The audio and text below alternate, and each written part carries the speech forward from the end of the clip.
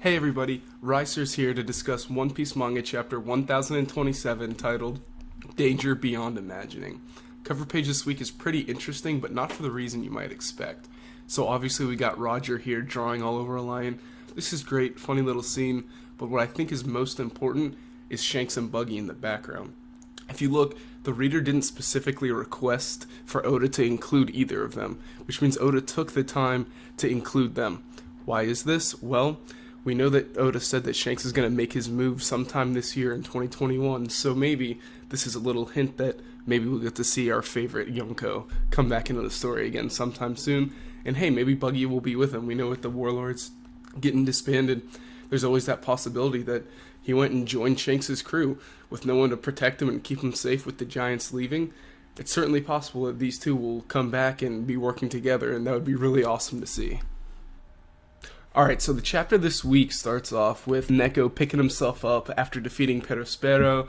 This really just kind of serves to, one, hype up Luffy's clash with Kaido, exposing the full moon, splitting the sky, and kind of getting to see a little more of the Minks interact while they pick themselves back up after a long fight. After this, we get this beautiful shot of Onigashima beneath the split sky, full moon in tow, while Yamato is recalling Odin's writings in his journal about the same phenomenon occurring when Whitebeard and Roger clashed. Now, this is Oda speaking directly to the reader, saying Luffy has achieved that level. He's at the peak, he's at the top, he has the strength necessary to fight against the other emperors, to compete for the One Piece, and the title of Pirate King. This is awesome, clearing away any doubts that any possible person had. I mean, I don't know how you could after seeing that. I mean, I lost my mind, but there's no doubt. Luffy has achieved that high level. He's at the peak, he's top tier, he's competing with the best of the best, and we're in Endgame now, guys, so get excited for it. We get some great shots of Luffy and Kaido standing off while all the shockwaves from their battle echo throughout the castle. Really cool. After this, we get to see that Yamato maybe took more damage than we thought after last week. I don't know about you guys, but when I first saw the Mirror Mountain technique, I was like, goddamn, Yamato, you can fully block one of Kaido's strongest attacks, but it seems that she didn't quite fully block it. Now, does that take away from the impressiveness of Mirror Mountain?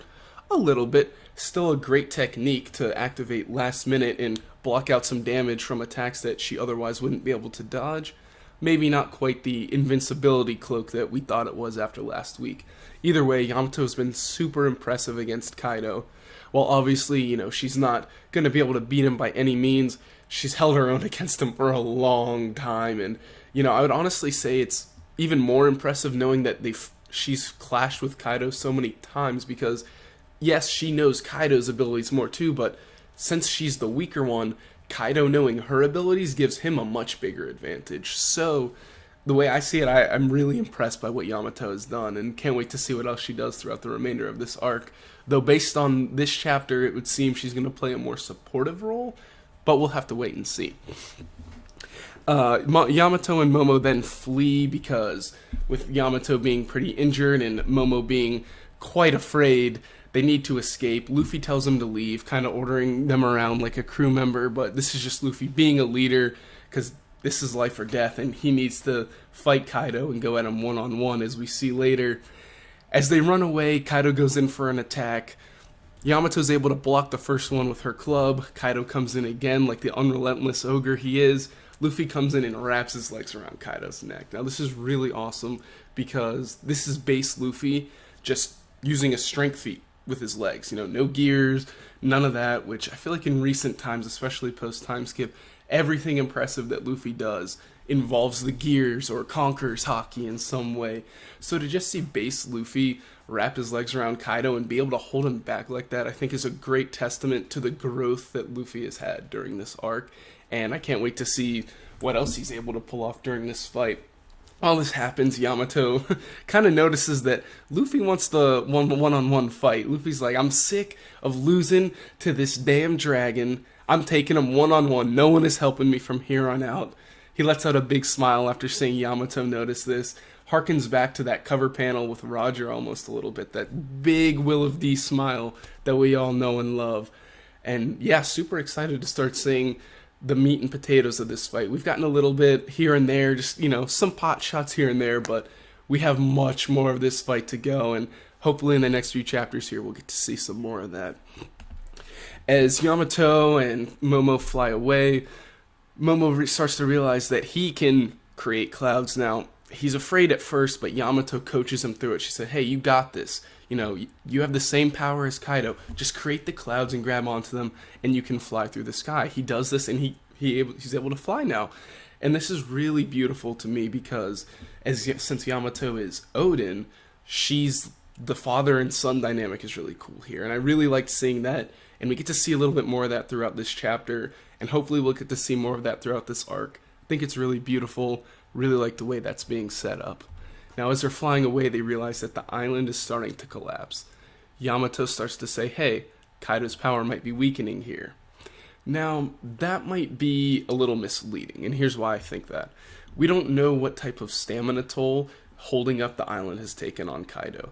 We know that he can create the flame clouds, but we don't know if creating them of this size take away from his combat power.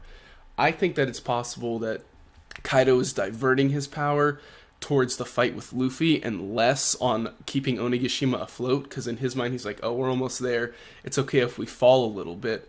So it could be more of that. It could be him weakening. Either way, we have a problem. We have a ticking time bomb in the sky. This explosion would probably wipe out the entirety of Wano Country and then some. So we're going to have to deal with that. Momo tries headbutting the island, obviously to no avail. And him and Yamato kind of discuss what they're going to do. Yamato tells Momo that we can't tell Luffy this. Luffy has to focus on the fight with Kaido. And I love seeing this because I'm Team Yamato for Straw Hat. So seeing her believe in Luffy like the rest of the crew, ooh, got me hype. I mean, honestly, when I'm reading through this monologue, I was getting a little excited. I'm like, oh, is she going to say that Luffy will be Pirate King? But hey, maybe we'll hear that later on if she ends up joining the crew. I hope she does. Hashtag Team Yamato. Put it in the comments if you want. But how are we going to deal with this massive time bomb in the sky? I see three possibilities, and I'll talk about them in order of likeliness. Number one, quite simply, Momo learning how to create the clouds. Now, this would kind of go along with what we're seeing throughout this chapter. Yamato teaching Momo how to use his powers, that father-son dynamic. That would be really cool. It'd be a great way for both Yamato and Momo to contribute to the remainder of this arc in a non-combative way, which I think for Momo is important because he's still young. Despite being aged up, he still has to overcome those fears that he has, and he's been through so much trauma. He's witnessed so much pain and suffering throughout this arc, throughout his life. He has had those experiences that harden the brain like an adult. He has that mental toughness, and I think at the end of this we'll see that. But in terms of a combative way, being aged up doesn't give him the experience he needs to fight, so I'd rather see him play that supportive role, and then obviously Yamato would help him learn how to do that, so that'd be how she could also play a role throughout the remainder too. Secondly would be Luffy's awakening. It's certainly possible that he needs that in order to defeat Kaido, and that's part of his plan. So if he already is using that and then the island is falling, suddenly he can use that to turn it into rubber, protect everyone, prevent the explosion. Now he could either turn Onigashima into rubber or the land of Wano into rubber. Hell, maybe both. Who knows? But either way, Luffy's awakening definitely has the ability to prevent this, assuming it's like the other Paramecia awakenings we've seen, with Dofi and Katakuri being able to manipulate the land and environment around them.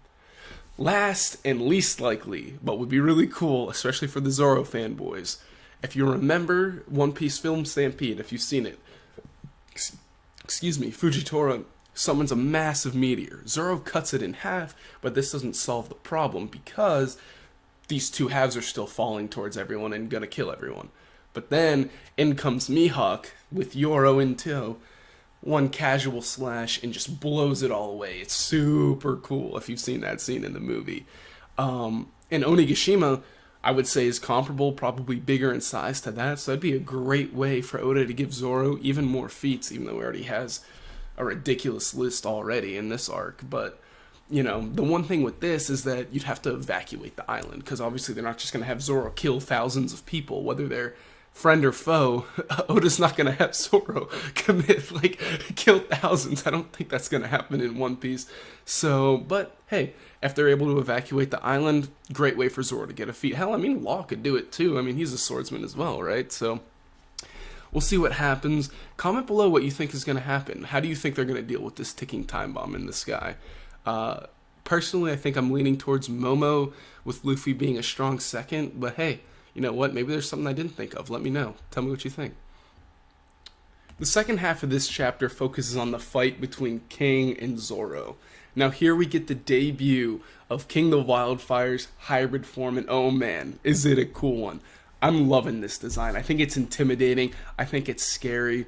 And if you remember a few chapters ago, when Zoro titled King as a killing machine, he said, "Oh, you're just a murderous man, aren't you?" I think this hybrid form ties into that perfectly. He's got these massive, like, wing blades on his arm. They're so cool. They're huge. He's sending slashes everywhere, going on a rampage on the performance floor. Because apparently, as we come to find out, he's got a complex about his face, and the fight against Zoro has led to his mask getting damaged, starting to show some cracks, and he does not want anyone to see his face. Apparently, no one has ever seen it before, and this is a big deal. First clash between King and Zoro results in Zoro getting sent flying back into Frankie, who's like, "Whoa, what's going on out there? It sounds wild." And Zoro's like, "Yeah, that guy's tough, man, you know. He's powerful, and he's got that rage boost, as we all know. If you're angry like the Hulk, you're stronger. That's just how these things go, am I right?"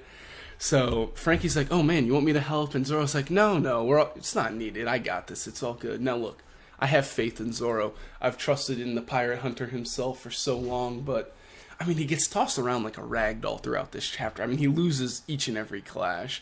But you know what? I trust in Zoro. I have faith. I mean, after we saw what he did against Kaido, I have no doubt that Zoro has the offensive capability to take down King. It's just going to depend on, can he get it? And based on the circumstances that occur by the end of this chapter, you know what? Zoro's on the back foot here, and it's going to be interesting to see. So, while Zoro's talking with Frankie, King and Queen have a little back and forth because the rampage ended up getting Queen a little hurt there. I think a slash went flying into his ass. Kind of funny. They have a little back and forth. I think the Beast Pirates are more entertaining than the Big Mom Pirates. I find them to be less annoying. I felt like I got annoyed by a lot of the dialogue with the Big Mom Pirates, whereas the Beast Pirates, they're funny. They have back and forth, but very strong, very intense. Really like that. So after the little dialogues between the two, they go back in, Zoro and King, for another clash. Now, King comes flying in, and it's super cool. He looks really good in action. I can't wait to see this get animated. Even in the manga, though, like, the action just looks so good. Oda has such a good job at doing that shading to show the flight with King. It's really cool. Zoro comes in with a Santoryu, and, well, as we all see, Zoro gets thrown around once again like a rag doll, this time getting launched back even further out of the castle, outside, and begins falling to his death. Now, he kind of regains his grips, and he's like, "What the fuck? I'm falling?" Uses a little Nitoryu action, launch himself back to safety, back on top of the island. But, yeah, Zoro, come on now, man. Like, show me something good. You're outside now. Now he's going to have to deal with having the opportunity to fall off if King sends him flying. And now King has the entire open sky to work with. I mean, Zoro's in a huge disadvantage here. So he's going to have to pull something off to turn the tide back into his favor. But hopefully we get to see some new techniques or something from Zoro. Really excited about that. As we kind of watch Zoro fly around, well, not fly around, but get thrown around and launch himself back up, we get some shots of King, and we see his mask breaking off right here on, like, the left side. We see a little tattoo on his eyebrow. Now, this is really interesting. I'm curious to see what that tattoo is and what significance it will have to King's character and the story as a whole.